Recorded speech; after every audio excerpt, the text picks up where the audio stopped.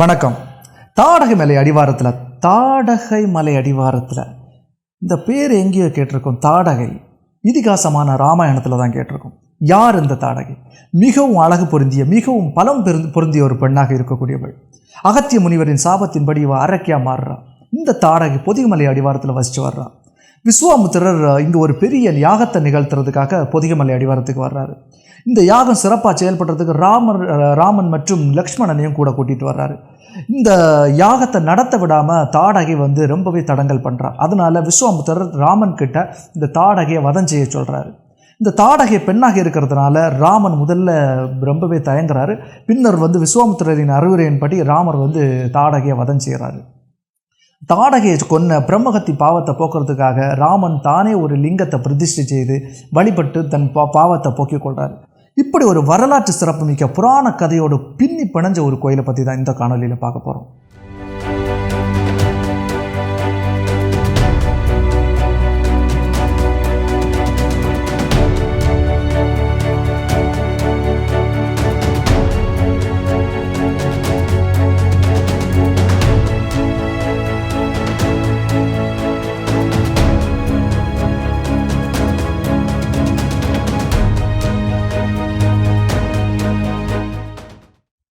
இப்படி ஒரு வரலாற்று சிறப்புமிக்க கோயில் எங்கே இருக்குதுன்னா தெரிசனங்கோப்பு என்ற ஊரில் தான் இருக்குது. இந்த தெரிசனங்கோப்பு எங்கே இருக்குதுன்னா நாகர்கோயிலேருந்து 15 கிலோமீட்டர் தொலைவில் இருக்குது. டிஸ்கிரிப்ஷனில் கூகுள் மேப் லொக்கேஷன் கொடுத்துருக்கேன்.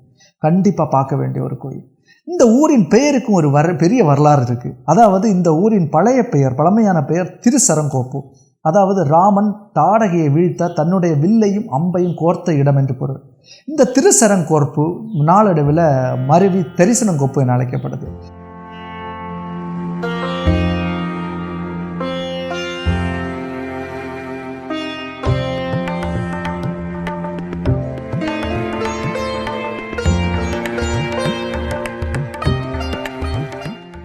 இந்த கோயிலில் இருந்து தாடக மலையை பார்க்கும்போது தாடகை போன்ற அரக்கி மாண்டு கிடப்பது போன்ற உருவத்தை பார்க்க முடியும். புராணங்களில் தாடகையை குறிப்பிடும்போது மலை போன்ற உடலை உடையவள் என்றும் மயில் போன்ற அழகை உடையவள் என்றும் 100 மதம் கொண்ட யானைகளின் பலம் உடையவள் என்றும் குறிப்பிடுவது வழக்கம். இந்த ஊருக்கு நீங்கள் போனீங்கன்னா சிவனை மட்டும் இல்லாமல் சிவ தலத்தையே தரிசிக்க முடியும். அவ்வளவு அழகான இடம்.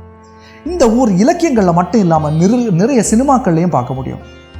புராணங்களில் சொல்லப்பட்ட இந்த சிவத்தலம் மிகவும் பழமையானதாக இருந்தாலும் இது ஒரு கோயிலாக மாற்றப்பட்டது, பிரசித்தி பெற்ற வழிபாட்டு தலமாக மாற்றப்பட்டது ராஜராஜச்சோழன் காலத்தில் தான். இது இந்த கோயிலில் உள்ள கருவறை மூலமும் இந்த கருவறையின் தெற்கு பக்கத்தில் இருக்கக்கூடிய 2 கல்வெட்டுகள் மூலமும் அறிய முடியும்.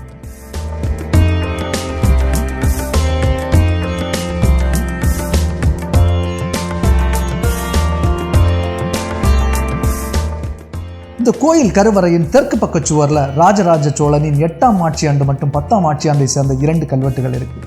8ஆம் ஆட்சியாண்டில் உள்ள கல்வெட்டில் கோயில் சபையின் கணக்கை நிர்வகிக்கவும் கோயில் கணக்கை நிர்வகிக்கவும் ஒரு கணக்கரை நியமித்து அவருக்கு சம்பளம் கொடுத்ததை பற்றி குறிப்பிடப்பட்டிருக்கு. 10ஆம் ஆட்சியாண்டு கல்வெட்டில் சபையோர்கள் சேர்ந்து புல்லநாராயணன் என்ற பெயரில் ஒரு நொந்தா விளக்கு நிறுவியதை பற்றி குறிப்பிடப்பட்டிருக்கு. இந்த 2 கல்வெட்டுகள்லையுமே இந்த கோயில் பெரிய கோயில் என்றே குறிப்பிடப்பட்டிருக்கு. 10ஆம் நூற்றாண்டு பகுதியில் இந்த கோயில் கன்னியாகுமரி மாவட்டத்தில் பெரிய கோயிலாகவே இருந்திருக்கு. அது மட்டும் இல்லாமல் பண்டைய காலத்தில் எந்த கோயில் சபையோரால் நிர்வகிக்கப்படுதோ அந்த கோயில் பெரிய கோயிலுக்குள்ள அந்தஸ்தை பெற்றிருக்கிறது என்றே அர்த்தம்.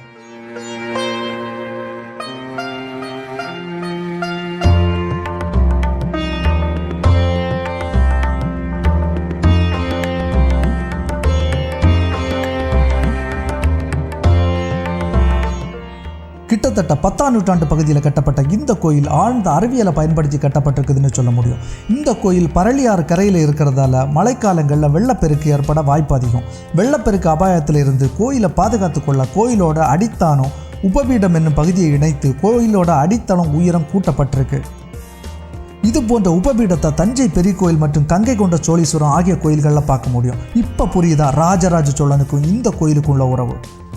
இந்த கோயில் மூலவர் ராகவேஸ்வரர்னு அழைக்கப்படுறாரு. அதாவது ராகவன் அல்லது ராமன் பிரதிஷ்டை செய்த ஈஸ்வரர் என்பது பொருள்.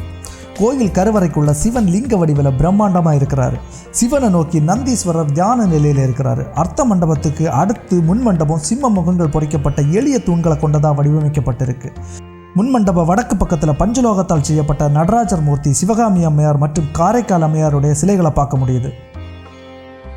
கருவறையின் வடக்கு பக்கத்தில் பிரகாரத்தில் சண்டிகேஸ்வரர் சிவனை நோக்கி கோயில் கணக்கு வழக்குகளை நிர்வகிச்சுட்டு இருக்கிறாரு. எத்தனை கணக்கர்களை ராஜராஜன் நியமித்தாலும் இந்த சண்டிகேஸ்வரர் கணக்கு முன்ன ஒன்றுமே இல்லைங்க. சிவன் அருளை தவிர எதையுமே எடுத்துகிட்டு போக முடியாது. முன் மண்டபம் தெற்கு பக்க கூரையில் புராண கதையை விளக்குறது போல ராமன் தாடகையை நோக்கி அம்பு ஏற சிற்பம் வடிவமைக்கப்பட்டிருக்கு.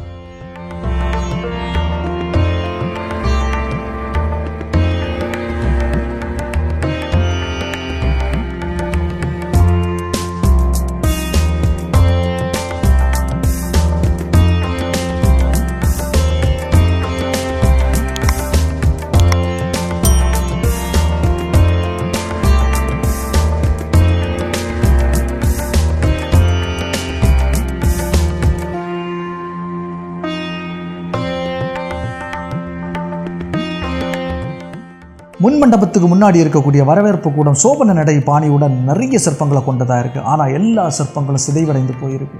சுண்ணாம்புக்குள்ளே மூழ்கி இருந்த சிற்பங்களை சாண்ட் பிளாஸ்டிங் மூலம் சரி செய்யும் போது எல்லா சிற்பங்களும் சிதைக்கப்பட்டிருக்கு. இந்த கோயிலில் உள்ள எல்லா சன்னதிகளும் 10ஆம் நூற்றாண்டில் கட்டப்பட்டதானா? கண்டிப்பாக இல்லை. இந்த கோயிலில் ராகவேஸ்வரர் சன்னதி மட்டுமே 10ஆம் நூற்றாண்டில் கட்டப்பட்டது. அதுவும் கருவறையில் விமானம் சிதைவடைந்து போனதால் இப்போ இருக்கக்கூடிய விமானம் புறணமைக்கப்பட்ட விமானம் தான்.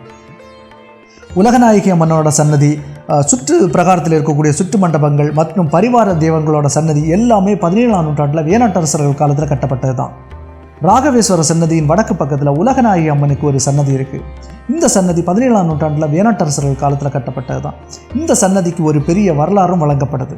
கிபி 17ஆம் நூற்றாண்டு பகுதியில் விஸ்வநாத செட்டியார் என்ற ஒரு பெரிய வணிகர் தெரிசனங்கோப்பு பகுதியில் வாழ்ந்திருக்கிறாரு. அவருக்கு குழந்தை பாக்கியம் இல்லாததால் காசியை நோக்கி புறப்படுறாரு. கங்கையில் குளிச்சுட்டு இருக்கும்போது ஒரு தாமரை மலர் அம்மனோட விக்கிரகத்தோட மிதந்து வருது. ஒரு அசரீரியும் கேட்குது. இந்த அம்மனை தெரிசனங்கோப்பில் இருக்கக்கூடிய ராகவேஸ்வரர் கோயிலில் பிரதிஷ்டை செய்து வழிபட்டால் உனக்கு குழந்தை பாக்கியம் கிடைக்கும் அப்படின்னு சொல்லிட்டு விஸ்வநாத செட்டியார் அந்த சிலையை எடுத்துகிட்டு ராகவேஸ்வரரோட வடக்கு பக்கத்தில் பிரதிஷ்டை செய்து வழிபடுறாரு. அதுவே இந்த உலகநாயகி அம்மனோட சன்னதி.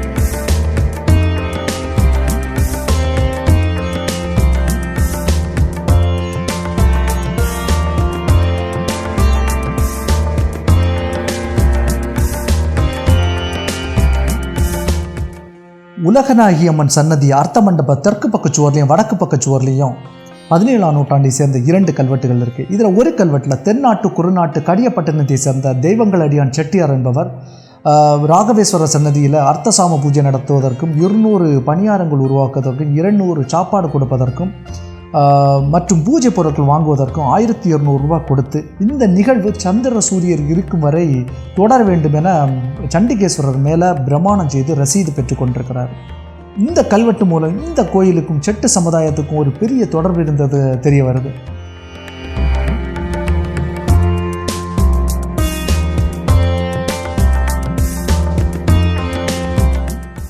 வேறொரு கல்வெட்டில் ராகவேஸ்வர சுவாமிக்கும் உலகுடைய நாச்சியாருக்கும் தினசரி நெல் அரிசி வகைகளுக்கு நிலம் அளிக்கப்பட்டதையும் மாதந்தோறும் பூரட்டாதி நட்சத்திரத்தின் நாள் விசேஷ பூஜைக்கு வகை செய்யப்பட்டதையும் குறைக்கிறது. உலகநாயகி அம்மன் சன்னதியில் இருக்கக்கூடிய முன் மண்டபம் மிக எளிய தூண்களோடு எளிய கட்டிட அமைப்பை சேர்ந்ததாக இருக்குது. உலகநாயகி அம்மன் கருவறை, அர்த்த மண்டபம் மற்றும் முன் மண்டபம் எல்லாமே வேணாட்டு கட்டட அமைப்பை சார்ந்து இருக்குது. இந்த கோயில் 2 பெரிய பிரகாரங்களை கொண்டிருக்கு. பிரகாரங்களை சுற்றி சுற்று மண்டபத்தையும் கொண்டிருக்கு. கோட்டை சுவர் போன்ற மதில் சுவரும் இருக்குது. உள் பிரகாரத்தை சுற்றும் போது விமானத்தின் தெற்கு பக்கம் மகுடம் சூட்டப்பட்ட தட்சிணாமூர்த்தி இருக்கிறாரு. இந்த தட்சிணாமூர்த்திக்கு தினசரி பூஜையும் நடக்குது.